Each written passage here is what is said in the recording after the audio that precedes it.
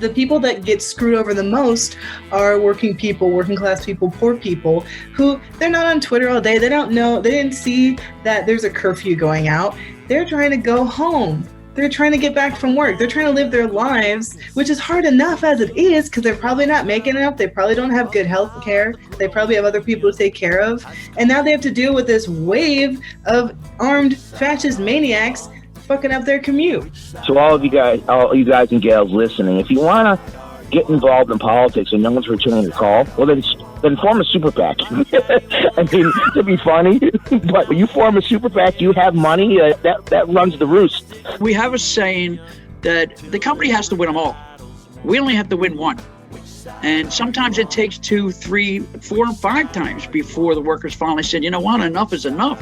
But this time I'm voting yes, and I'm really going to vote yes. Purchasing something, unfortunately, at a bad batch on the street is not a long distance. It's a very short time from here to there. The problem with labor news is that it's not like CNN where the story is over in a half an hour and tomorrow you move on to another story. In the labor movement, the stories last for a long time. So you have to build a mechanism where your radio, your podcast, your programs exist for a long time and are interesting enough for people to go. Welcome to the Labor Radio Podcast Weekly, and what a week it's been. That was Teen Vogue labor columnist Kim Kelly you heard at the top. She joined AFL-CIO Policy Director Damon Silvers on this week's Labor Radio Podcast livestream show for a lively discussion from a worker perspective about the Trump attack on the U.S. Capitol last Wednesday. Labor folksinger and songwriter George Mann was also our guest on the show this week. Be sure to stick around at the end of the podcast for a bonus track from his latest CD. UCOMM Live host Kris LaGrange talked about his super-PAC and the recent elections on the America's Workforce show this week, and on the BCTGM Voices Project, the brand new podcast from the Bakers Union, Director of Organization John Price discussed hopes for the National Labor Relations Board under Joe Biden, along with recent organizing campaigns. Nationally, construction workers account for as much as 25% of overdose fatalities, and in Rhode Island, 1 in 5 of those who have overdosed worked in the construction industry. Labor Vision takes a look at how the Rhode Island Building and Construction Trades Council is working to address this deadly issue. And this week we start a new feature, the Labor Radio Podcast Network Member Spotlight. Network producer Evan Papp has been conducting a series of fascinating interviews with members of the Labor Radio Podcast Network, and this week we get to meet Radio Labor's Mark Belanger. I'm Chris Garlock, and that's all ahead on today's Labor Radio Podcast Weekly, bringing you working people's voices with a selection of highlights from the Labor Radio Podcast Network. Here's the show.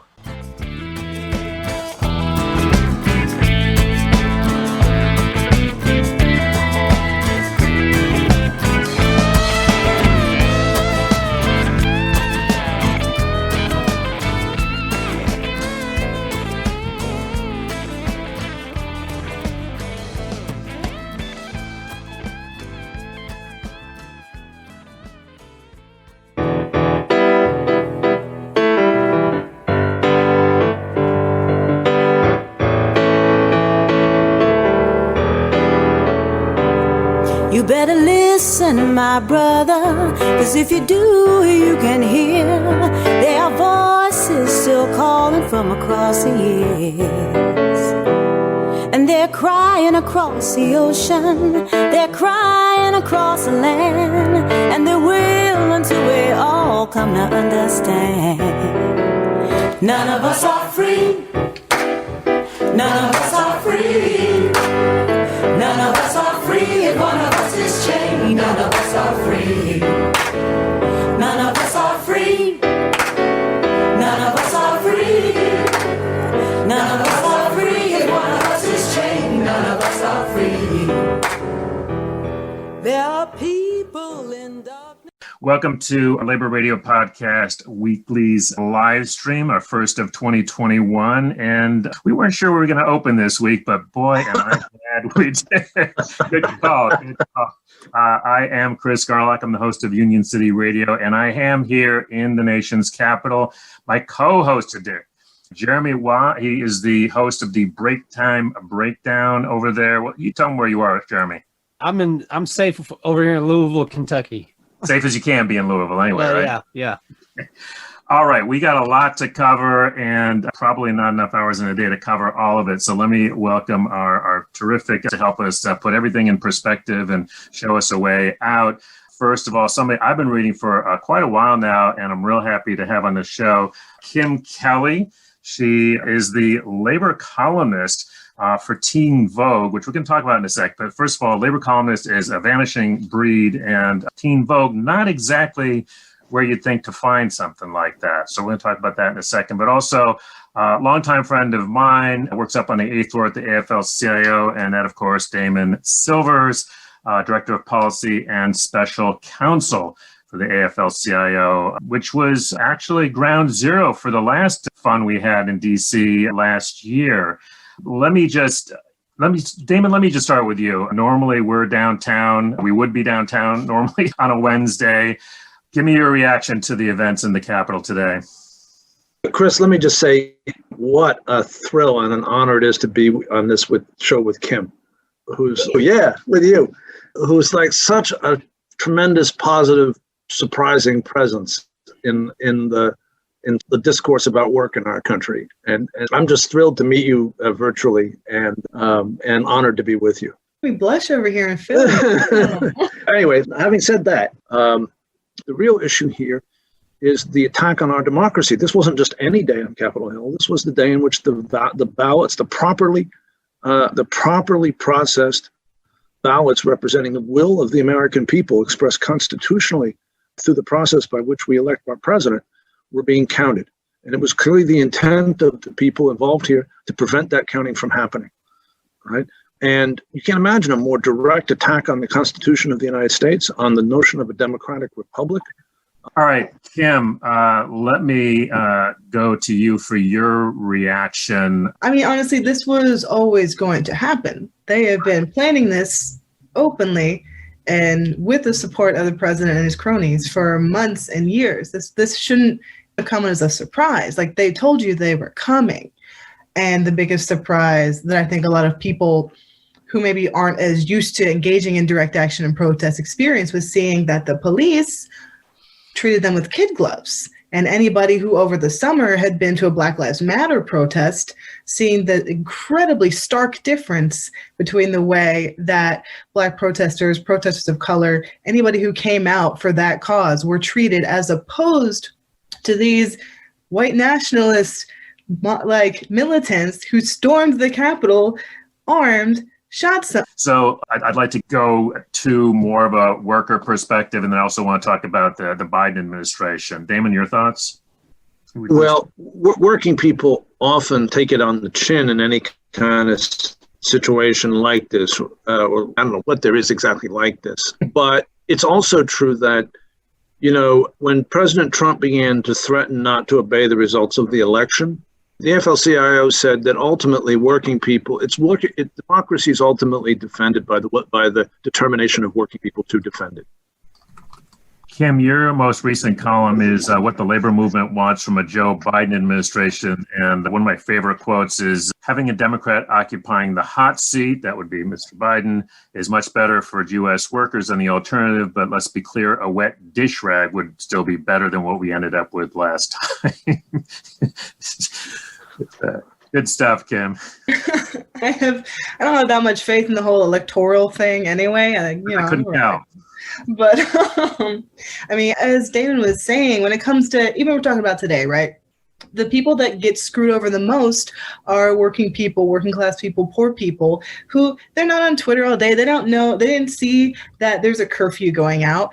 They're trying to go home. They're trying to get back from work. They're trying to live their lives, which is hard enough as it is, because they're probably not making enough. They probably don't have good health care. They probably have other people to take care of. And now they have to deal with this wave of armed fascist maniacs fucking up their commute.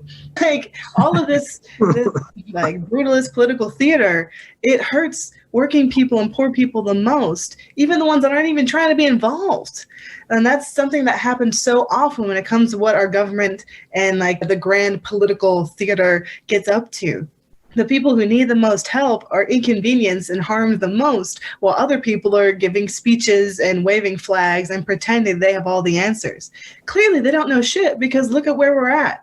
When it comes to the idea of labor defending democracy, one of the things that I thought was really incredible that happened over the past few months was the Vermont AFL-CIO passed a resolution in a strike authorization vote pledging to enact a general strike if it came down to it, if they felt like that was needed to defend democracy in their state and elsewhere.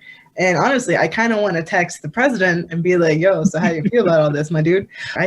Unions have really changed my life and gotten me to where I am. Without them, I don't think my family would have made it when I was younger. So it matters a lot to me. And I want everyone to have the chance to feel that power and feel that safety and security and feel that spark, like it feels good to sing Solidarity Forever. It feels good to get one over on the man. It feels good to get a raise, all workers deserve that. And I think, educating people about our history is going to just bring us closer together, because even if you don't agree on, even if you voted for two different people or didn't vote at all, there are still things that unite us as workers and as people who are in the working class. And I think we can get to a level of understanding, if not outright agreement. There are still some things that are universal, and I don't know. I have a lot of hope about everything, and I'm writing a book about the whole thing. So hopefully, I'm on to something. No, and Kim, I want to thank you, because I knew that this whole segment was going to be tough, and we really had to go there in terms of talking about this stuff. It's in the news and we need to process it. But you have managed to, both of you have managed to come out in a pretty positive, hopeful place. And so I thank you both for that. That's Kim Kelly, of course, labor columnist for Teen Vogue, and Damon Silvers with the AFL-CIO. A lot of work still to do. But speaking of music, we've got a singer-songwriter up next. George Mann, up near my old hometown of Rochester, New York. He's in Ithaca. And if Evan has it queued up, I think we have a song that's going to cue us very nicely from this political segment. Donnie took a dump all over Twitter. That bullet boy wants everyone to see.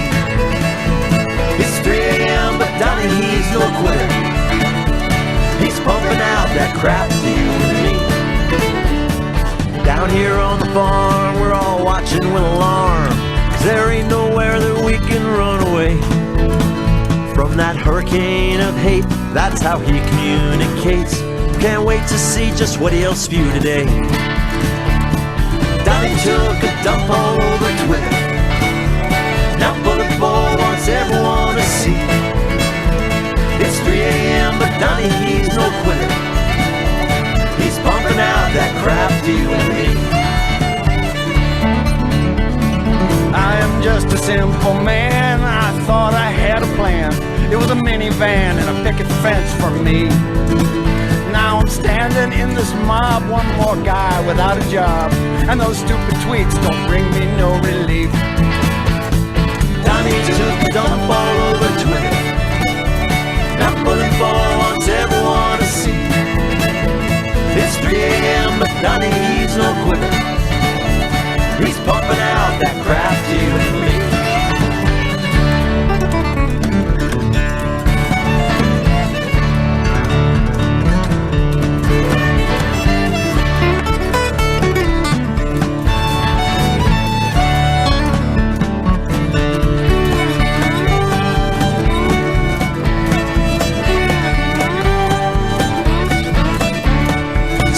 Partner round and round, those rebel statues tumbling down. Just ignore the orange clown till he goes away.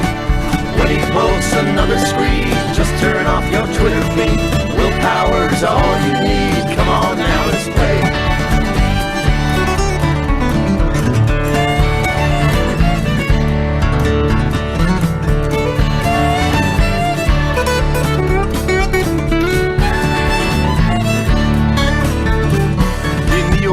On the road, you drive for miles to find a phone. It was just you and whoever rode along. Now that stupid sweet bird keeps on trying to be heard. Gonna drown it out when we all sing this song. Donnie took a dump all over Twitter. Now Bullet Boy wants everyone to see. It's 3 a.m. but Donnie, he's no quitter. He's pumping out that crap to you and me. Yeah, Donnie took a dump all over Twitter. Now Bullet Boy wants everyone to see. It's 3 a.m. but Donnie, he's no quitter. He's pumping out that crap. All right, that's Donnie took a dump all over Twitter. George Mann, singer, songwriter, and former union organizer, activist. Good evening. Happy New Year. Nice to see you again, Chris. We go way back from my last union organizing job at the newspaper guild almost 20 years ago. But yeah, after about, I don't even remember, 11 years total working in the labor movement, something like that, I took the vow of poverty and became a folk singer full-time about 2010 and moved to Ithaca from New York City. George, I want to talk about, it does not surprise me whenever I meet, a musician who's doing labor songs or songs about working folks. They almost always turn out to be a former union organizer. And I'm going to tell you my theory, and you can straighten me out. But my theory is that when you're an organizer, you got to communicate with people. And you got to talk to a lot of people. You got to talk to them where they are, and they're in a lot of different places. As Jeremy will tell you, his members are all over the map politically. And so you got to, and so music, I think, turns out to be a really good way to do that. That's my theory. What do you think? You can tell me if I'm. I was a musician before I became a union organizer, but becoming a union organizer led me to the IWW, led me to Utah Phillips, led me to Billy Bragg, led me to Ann Feeney, led me to John Fromer, led me to all these great artists that we all know and love: Charlie King, Magpie, Joe Jenks, all these wonderful folk artists that are friends of mine, the ones who are still alive and who mentored me. Pete Seeger, even I got to sing with Pete Seeger a few times. I got to produce a record with Rick Polari that honored Pete Seeger and Woody Guthrie and the Almanac Singers 6 months before Pete died. But the music, it was always in me, and the love of this kind of music, the labor folk music, the music of struggle. I was writing these kind of songs when I was 18. I just wasn't in the union movement, It took me a good 8 or 10 years till I really learned about the history and of course some of our great martyrs like Joe Hill and Woody Guthrie and many others. So yeah. Thanks again. Thanks again, everybody.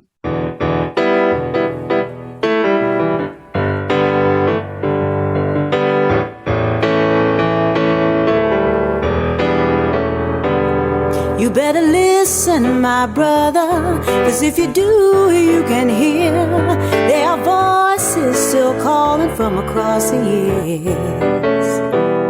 And they're crying across the ocean, they're crying across the land, and they will until we all come to understand. None of us are free, none of us are free, none of us are free, if one of us is chained, none of us are free. None of us are free, none of us are free, none of us are free, if one of us is chained, none of us are free.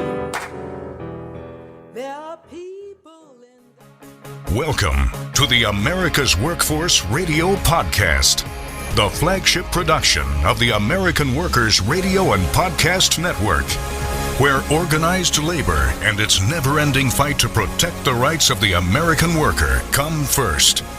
Now, presented by LIUNA, Laborers International Union of North America. Here's your host, Ed Flash Ferens. 1 week to go for Georgia. Question is, will the Senate flip what the AFL-CIO is doing all across America? And today on the show, Kris LaGrange from the UCOMM blog on Labor's 2021 agenda and the SAG-AFTRA Guild in Atlanta. Good afternoon and welcome to the Tuesday, December 29th edition of America's Workforce, where we are available on various platforms. You should know that by now. Apple Podcasts, for one. We got Spotify, iHeartRadio, Google Podcasts. And when you get an opportunity, all you have to do is sign up. get our shows on a regular basis and eventually give us a rating, we'd appreciate a 5-star rating. Why? Because we got some 5-star guests on the show. I'll tell you, some guests better than others, but we try to do a great job of bringing you the people that are making a difference. I call it the union difference in America. Kris LaGrange is going to be joining us in about 10-15 minutes. He started an organization called UCOMM Blog some years ago. He'll explain what that's all about. He is the publisher and editor-in-chief, a premier news aggregate website, he calls it, specializing in labor-focused stories and opinions. A lot of opinions, if you've heard Kris on the show before. And he also does a weekly podcast, and it's a show that I've been on. So I figured, hey, you know what? Let's bring him to America's Workforce. Let's go to line number 1. Welcome back to the show, the man of the hour, Mr. Kris LaGrange, head of UCOMM Blog. Got to check out his website, ucommblog.com. Hey, Kris, welcome back to the show. You got to start making some phone calls. Now, I know you're based in Long Island, but you have quite an influence over there in New York, don't you? We're exhausted. Give us a break, you know? I mean, we're in the middle of a pandemic here. Give us some slack there, Flash. I'm kidding. What's up, brother? How are you? I'm doing well, and it's a pleasure to have you on my show. Now, you're telling me about this PAC, Political Action Committee, that you started primarily. Well, you had one during the general election, and it was successful, so you're carrying it over to Georgia. Why don't you explain to your listeners how this is working, Kris? So, I have UCOMM Media Group, which is my company, very similar to the BMA Media Group. We work with local unions and labor councils directly. We have this network of very good unions and organizations dedicated to the greater good. And I created Blog, which I started getting a lot of followers with that, and we're close to 1.5 million in year 2020, unique readers on that. And then we have our show, different than yours, but is still on the same message. So we're like, you know what, let's bring this to politics, because I have folks in 50 states who really care about their workforce and how politics affects what they do for a living in their communities. Let's create a super-PAC. Because we're not getting rid of Citizens United anytime soon, and Citizens United is a Supreme Court case that made corporations people, and it made the ability for super PACs to really influence how we think. And super PACs are the reason why we have Donald Trump. Dark money from unknown sources, dumping money into digital ads to go ahead and fool the working Joe and Jill, thinking that guns are more important than guns and abortion are more important than the real issues that affect their families every day. So I created this thought processes that let's create a super PAC that actually benefits the greater good, and let's solicit money from the UCOMM base. So we created UCOMM PAC as just like a goof. Like this, there's no way this is going to pick up. But I tell you, Flash, it did. After launching it and talking to a few people in the union community, we've gotten donations from people all over the country, every state in the union, except for I haven't got anything from Hawaii yet. But like people giving $25 from Youngstown, Ohio, and North Arlington, New Jersey, every corner of New York, people giving $5, $10, $15 to this PAC for us to serve as to the union community, and it's really worked. We spent about $11,700 on the Biden campaign. And in doing that, we pushed these ads reminding the union vote, and we targeted them using social media. Social media is getting a lot of negative play, if you will, because they created Donald Trump.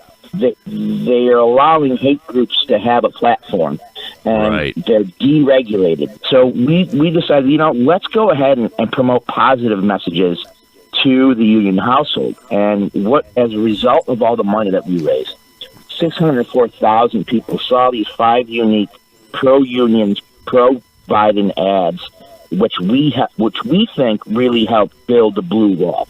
We won in every state. We helped flip Michigan, Wisconsin, and Pennsylvania.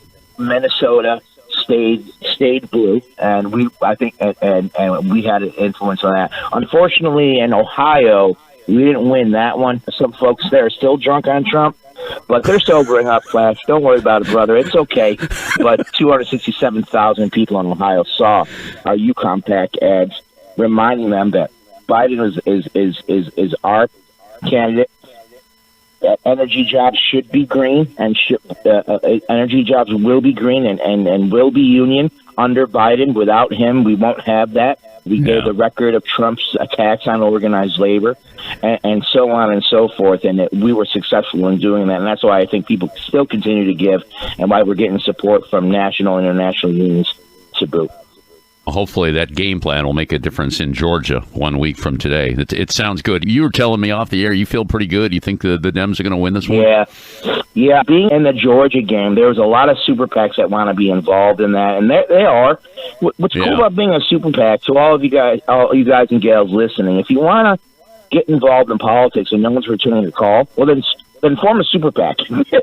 I mean, to be funny, but when you form a super PAC, you have money that runs the roost.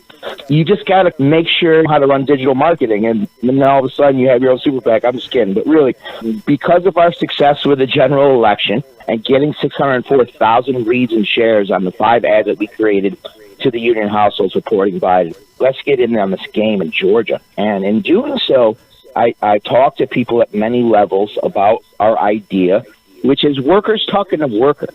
So they don't really, Georgians don't want to hear Barack Obama telling them how to vote, even a black voter. They don't want to hear Kanye West, Michael Jordan, or working people don't want to hear from Clint Eastwood and all these Hollywood types. They want to hear from regular working folk, and that's what we're doing with UCOMM PAC. We have people from construction workers from New York and teachers from New York and utility workers from New York pleading with a Georgian voter to please vote your heart. Please understand that we've been through a world of hell.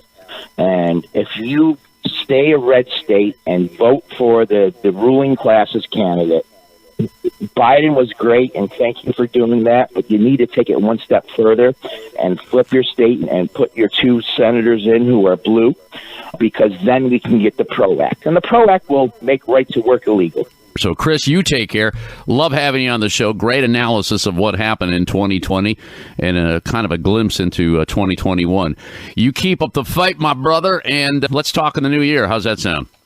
Merry Christmas, Happy New Year, Flash. I love you and everyone in Ohio and Cleveland, the workers around the world. I love the work you do, brother. Thanks for having me. You got it. UCommblog.com for more information. That concludes another episode of the America's Workforce Radio Podcast. Thanks for listening, and be sure to subscribe so you never miss a show. America's Workforce is a production of Labor Tools and BMA Media Group. Find out more information online at labortools.com.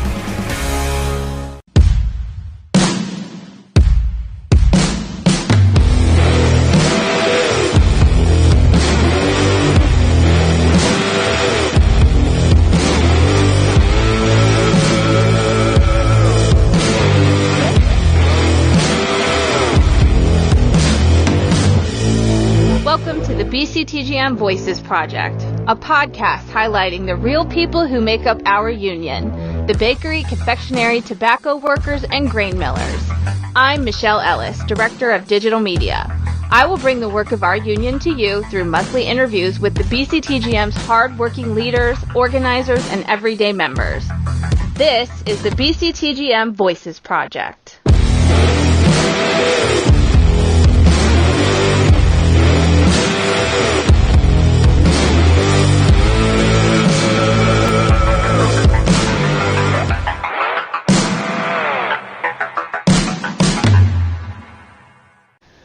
Brothers and sisters, we've done it.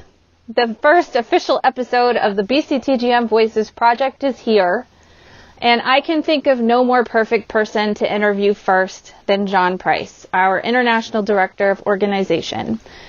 John is like furniture around here. He's been with our union for over 40 years. 30 of those have been with the International. He was an international rep out of the Midwest for a very long time. And President Durkee appointed John as the organizing director when he became the president in 2012.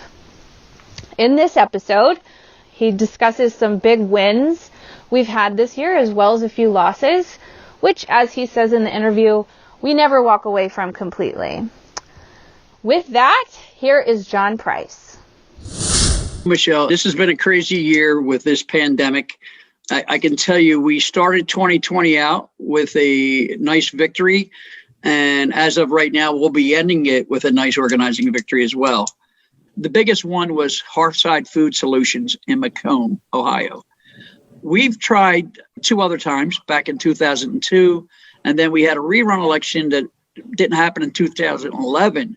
Again, because of our labor laws, it took that long for the government to force the company to comply with the Ninth Circuit Court of Appeals order to reinstate a couple workers and get to an election. And unfortunately, when that much time goes by, you lose your organizing committee, the enthusiasm goes. And in this case, a new owner came in and bought them. And it's just natural that the employees wanted to give the new owner a chance. That election did not go well. In 2011, the workers lost by more than 3-1. And it was about 840 employees back then. We never leave, though. We have a saying that the company has to win them all. We only have to win one. And sometimes it takes 2, 3, 4, and 5 times before the workers finally said, you know what, enough is enough. Yeah. This time I'm voting yes, and I'm really going to vote yes. And sometimes, unfortunately, it takes workers getting beat up on enough before they finally come through. It appeared up with Hearthside Food Solutions that this may be the year. I was getting all sorts of calls. I got back in contact with the folks I knew from 2011 and on, because like I said, every year I would go up there and talk with workers. They just weren't ready yet. And so we started forming a committee, and anybody that attends any of our organizing training, the first thing we tell you to do is start forming an inside organizing committee. You cannot win an election without the inside organizing committee. The campaign actually takes place in that plant. It's what their peers are going to be doing and saying. The other thing is it's not an even playing field. Anyone who's been involved in organizing understands that we are on the outside. They will not let us come in and talk to the people. And management and their high-priced union busters have these employees 24/7. Now, normal elections, it would be 42 days. So you try to inoculate the workers of this is what the company's going to say and do. You give them the facts. You get to learn their issues, and you run the campaign on their issues. You don't play defense. You play offense. In a target like Hearthside Foods, where you have, in this case, I didn't say, there was 1,200 people. We went from 840 to 1,200 people. When we started signing cards, we thought it might have went up to 900. So we figured the target would be 500 cards. And we ended up filing in August with 550 cards. Okay. Again, it's the delay tactics, though. We filed that petition on August the 5th. They just counted the vote last week. And so you're talking 3.5 months went by. And what an employer can do in them 3.5 months? And this company hired 3 full-time union busters that were on the floor 24/7.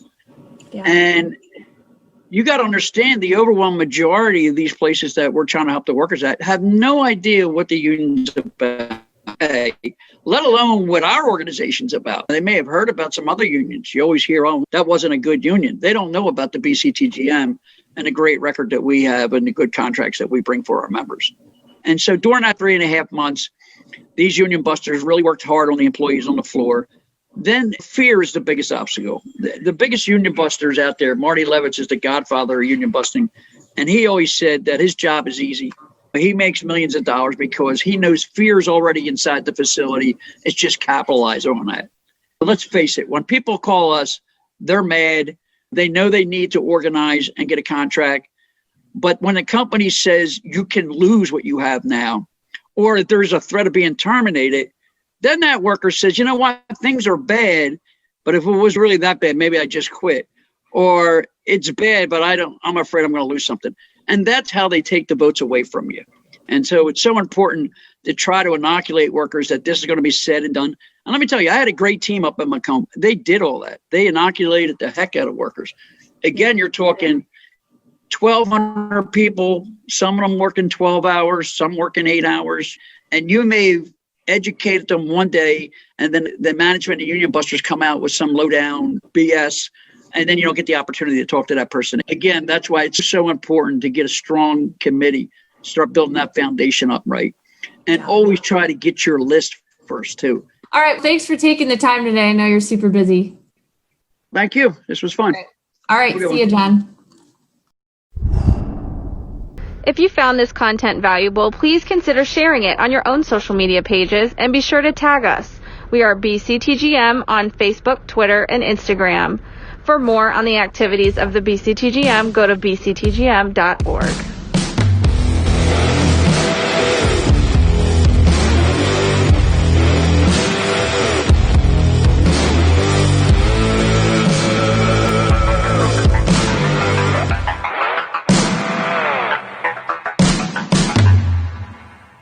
Hello and welcome to Labor Vision, the at-home edition. Labor Vision is a production of the Institute for Labor Studies and Research. I'm your host, Erica Hammond, and on today's segment, we will be addressing an ongoing crisis plaguing not only Rhode Island, but the nation as a whole, and more specifically and more significantly, the building and construction trades industry, the opioid epidemic.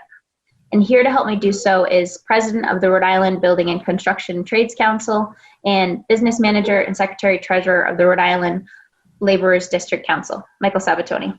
Thank you so much for joining us, Mike. Morning, Erica. Thank you for having me. All right. And I appreciate you taking the time too. I know that you have a very busy schedule and there's a lot going on right now. So thank you for joining us for this. No, it's a very important subject matter, so I appreciate the opportunity to spend some time with you. Absolutely.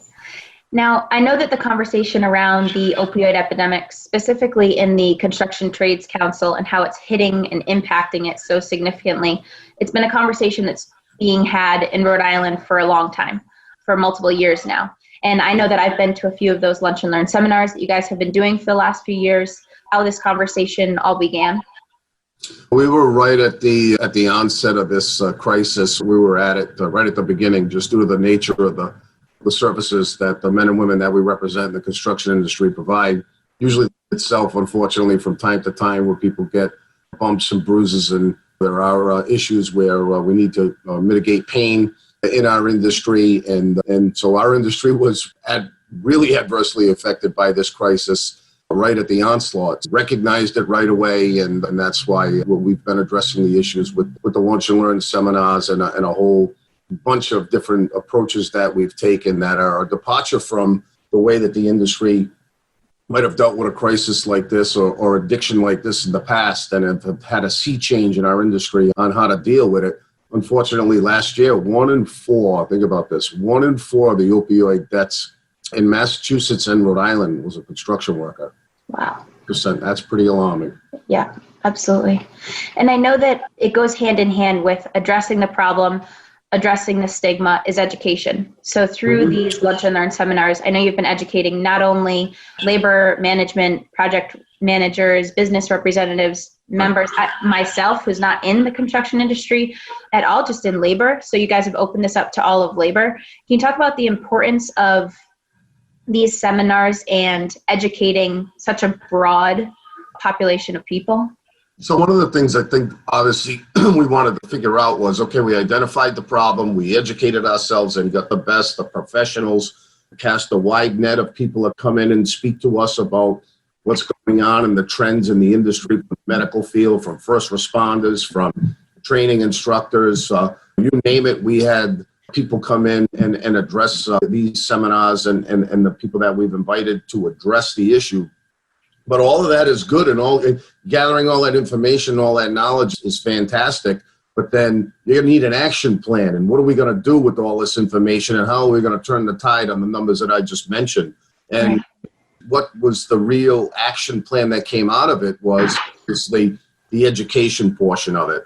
Identifying what the problems are and the trends, and compiling all that information and bringing all these professionals in, and then setting a game plan and what we're going to do to combat it was the real necessity of how we were going to turn this tide. And I've always known that the only way, I believe, to stem the tide, not only in the construction industry, but I think in society as a whole, is continuing education, pitfalls, and how easy it is to get from here to there, especially in this crisis with the type of drugs that you see that are out on the street right now, where you can stop with a little prescription for something, for some ailment, and from here to purchasing something, unfortunately, at a bad batch on the street is not a long distance. It's a very short time from here to there. So I got to give a lot of credit to the contractors as well, because it's no more like years ago to sweep it under the rug, or if someone has an addiction, They might be blackballed in the industry or don't hire that person because they've got issues. We've had first responders that come in with the safe procedures that the firehouses do, where you can walk into the firehouses and they help you not only just stabilize you, but then get you into treatment. Right. The safe stations, is that what it is? Yes, safe stations. Yeah. We've had the peer-to-peer recovery specialists come in and talk about their programs and how they're doing the outreach, and as well as you can, rather than talk to me, if you don't want to talk to me as the manager, or even maybe there's someone of a clinical psychologist or someone of that nature, where you can actually talk to a member, someone that's walked in your shoes. We've had so many speakers, and really I found interesting was there's so many different areas of subject matter that you can speak about on this. We've had people that have come in through the drug courts because of the stigma of, I don't want to get caught, I want to get in trouble. All kinds of, I want to say, barriers that we have to eliminate. Just come forward and feel comfortable if they have an addiction or if they have this illness to help. So I really appreciate you having me on and talking about it, because it's not an easy subject matter. And unfortunately, it makes a lot of people uneasy to talk about it, even that might have gotten over an addiction. I know some friends that don't want to talk about their past that have had issues in the past. So I get it. It's a very emotional subject. It's a very personal subject, but it's also a very deadly subject as well. But it has to be dealt with. And the only way I know how to deal with things I know me is head on. So that's what we're going to do. Absolutely. Thank you so much. I appreciate you coming on. I appreciate the work that you're doing, and I commend all the work that you guys are doing to address this. And I appreciate you taking the time, because I know it's madness right now. So thank you. You better listen, my brother, 'cause if you do, you can hear their voices still calling from across the years. And they're crying across the ocean. They're crying. Dear friends, welcome to the Labor Radio Podcast Network series highlighting the work of our members. The growing network of over 70 shows in 4 countries serves as a one-stop shop for audiences looking for labor content. And it's a resource for labor broadcasters, podcasters, and content producers. My name is Evan Papp, and I produce Empathy Media Lab's podcast on labor, political economy, arts, and culture. We're a proud member of the Labor Radio Podcast Network. Today, I'm speaking with Mark Belanger of Radio Labor. So Mark, tell me a little bit about yourself, where you grew up, and what led you to organize labor. I grew up in a UAW family. My father was on the line at the Ford plant in Oakville, which is just west of Toronto. He worked there for 25 years. I grew up with the UAW newspaper coming into the house. We knew we were a union family. Every once in a while, there would be a strike, and my father and I would talk about the issues. And after that, it became natural that I would move into the labor movement. I graduated in communications from a journalism school and went straight into the labor movement. I was assigned to work in a little team that was supporting strikes. The team consisted of a researcher and a communications person and a representative who was the negotiator. And we would be sent to strikes around the country.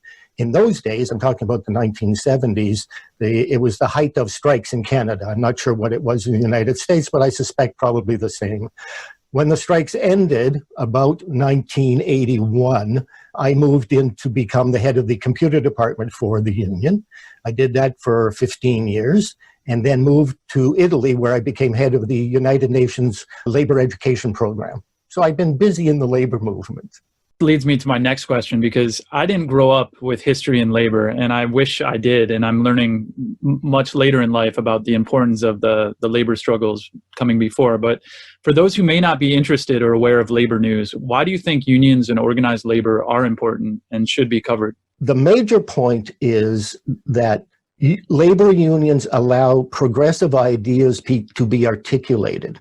It means that people, workers, and even union staffers don't necessarily know all of the arguments about all of the issues. They know they're part of a labor movement, so they would support an issue because the labor movement, their friends, their brothers and sisters, and people of other orientations around them say that this is an issue that is important and acceptable to be used in the labor movement. But they don't know how to articulate it. they don't know how to say it. And if you don't articulate, if you don't say it, you can't build it into your practice. So that's why radio is very important, because when I listen to you and others on the podcast network, they are actually saying, they're putting forward the arguments, and that allows people to say, oh, that's why I believe in that. And that's extremely important. So could you talk a little bit about radio labor and why you wanted to start this show and in the format that you're doing and what it's about? As I mentioned at the start, Radio Labor is the International Labor Movement's radio service. So we produce newscasts of 5 minutes, Monday to Thursday. And then on Friday, we do our World Report, which is 15 minutes. We assign reporters to go to conventions and cover events around the world, and then we put them into our radio programs. If you go on our site, which is at radiolabor.net, you will see that the daily programs are on the left side of the screen, but what is most important is the features that we do as we go along, and you'll see them on our site. So it's a way of keeping the issues alive. The problem with labor news is that it's not like CNN, where the story is over in a half an hour and tomorrow you move on to another story. In the labor movement, the stories last for a long time. So you have to build a mechanism where your radio, your podcast, your programs exist for a long time and are interesting enough for people to go. So as a member of the network, how did you hear about it? And what was the process of joining? And why do you think this network is important? I heard about it because somebody sent me an email saying, would you like to come and join our network? And I almost fell out of my chair saying yes. And because it's such an important initiative, especially what's happening in the United States right now. The range of progressive voices is building in the United States, but I fear that labor is not powerful enough to get its issues out as well. So I would hope, and this is a dream. We're trade unionists. That's what we do. Is we dream. I'm hoping that the National Labor Podcast Network will turn out to produce a national labor radio show, a national labor podcast and radio program, because all of the factors are there. Now, it needs money, it needs time to build, to see what its traditions could be, how it react, but that would be a wonderful thing to have happen. The second point is to support podcasters. I'm sure everybody listening to this, as they sit in their rooms doing it or sit in studios, understand that it can be a lonely process. You get up on a Tuesday and you've got to produce your show. There's nobody around, but I get messages from the network every day so that I know that I have somebody that I can talk to, that I can find support for it, and most importantly, that I'm not a freak. I am part of a community. I'm not an individual sitting talking into a microphone, because I have brothers and sisters and people of other orientations to talk to about the issues that are important for us. And we've talked about the loss of the over-the-air radio. That is such a shame. But you guys, the network, are proving that we have a new way of approaching the technology and getting out to our members. And it's being very successful. I have to say, at the beginning, I thought, oh, yeah, another initiative. Because I get these occasionally. We have a new project. Can you help us and everything else? And I say yes. I'm thinking, in 2 weeks, I won't have to do this. But you guys have held in. And I can sense from the people involved that you're going to hold on. Be strong. This is important stuff. You better listen, my brother, 'cause if you do, you can hear their voices still calling from across the years. And they're crying across the ocean, they're crying across the land, and they will until we all come to understand. None of us are free. None of us are free. None of us are free. If one of us is chained, none of us are free. None of us are free. None of us are free. None of us are free. If one of us is chained, none of us are free. There are people in darkness they just can't see the light. If we don't say it's wrong, then that says it's right. We got to feel for each other, let our brothers know we're here. Got to get the message, send it out all loud and clear. None of us are free. None of us are free. None of us are free. If one of us is chained, none of us are free. It's the single truth we all need to see. None of us are free. If one of us is chained, none of us are free. I'm Rick Smith, and this is Labor History in 2.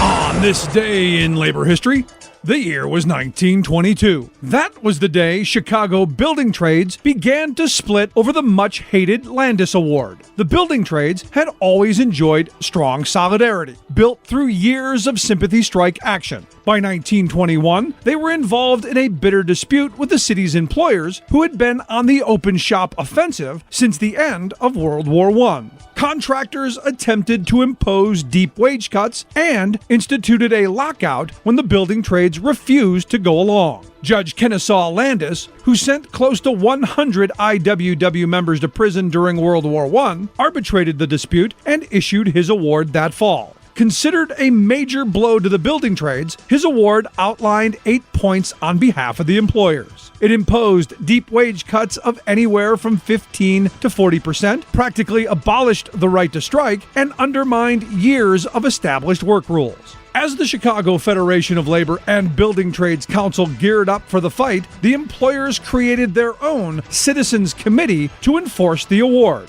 The Chicago Federation of Labor noted that of the committee's 176 members, only 54 were based in the city, and of those, only one had any connection with the industry. And on this day, the Chicago Building Trades Council called for a strike. Some unions refused to abide by the call. The building trades split, with the carpenters and painters among those in favor of striking, versus the bricklayers, electrician, and ironworkers voting to honor the award. A reported 60,000 building tradesmen walked off the job anyway, but the strike soon failed.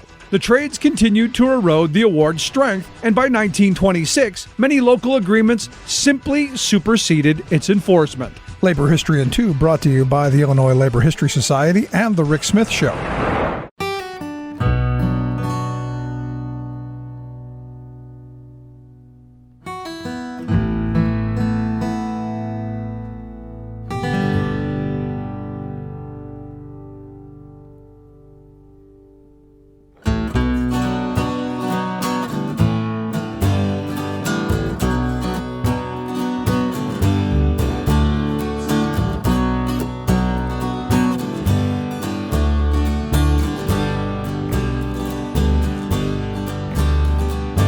Out through the wire and I hear it as you speak. I see it in your weary eyes, another lonely week. And even though it's all we've got, I'll smile at you again. Every moment on this screen slips by like the soft rain.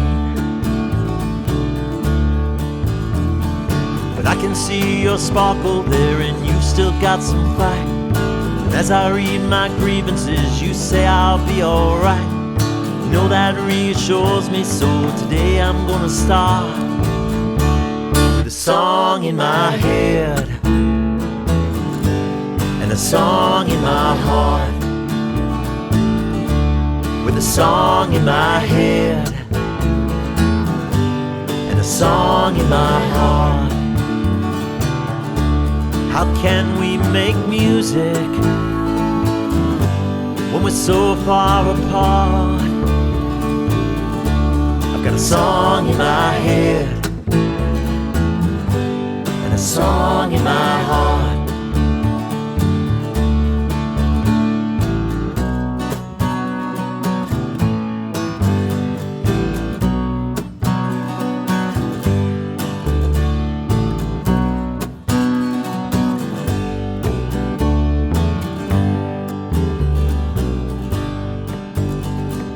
Why am I complaining now? I'm fed and clean and warm, but I can't stop this hunger for the warmth within your arms.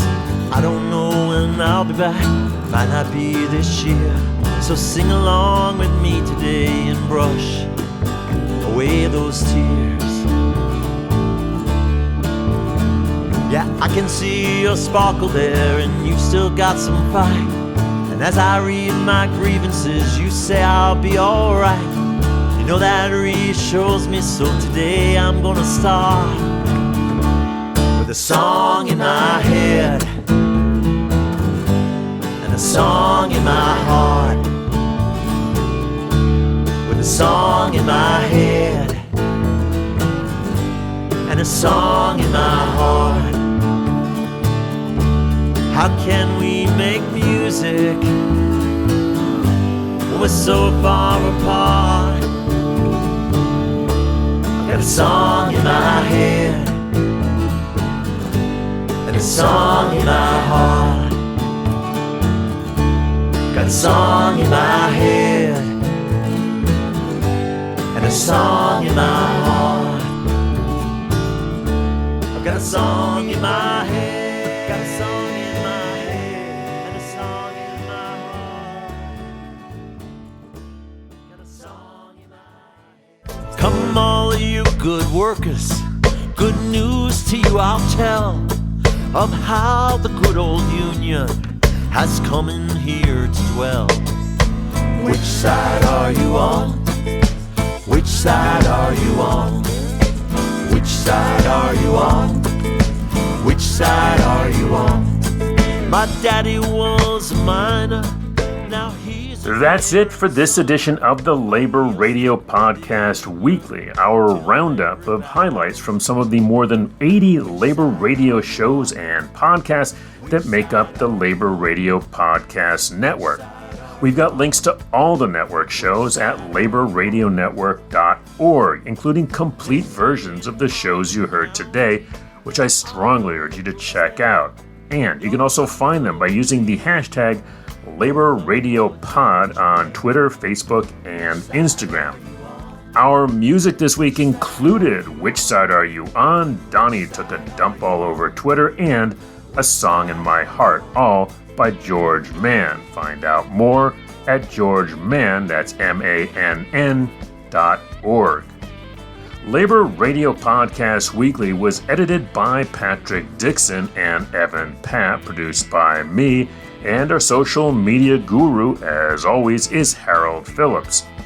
You can follow us on Twitter and Instagram at Labor Radio Net, and find out more on our website, laborradionetwork.org. Also, be sure to check out our weekly live stream show available at Labor Radio Net on Facebook and Labor Radio Podcast Network YouTube, where you'll also find those profiles of members of the network. For Labor Radio Podcast Weekly, this is Chris Garlock, urging you to stay active and, of course, stay tuned to your local Labor Radio Podcast show. Don't scab for the bosses, don't listen to their lies. Us poor folk haven't got a chance unless we organize. Which side are you on? Which side are you on?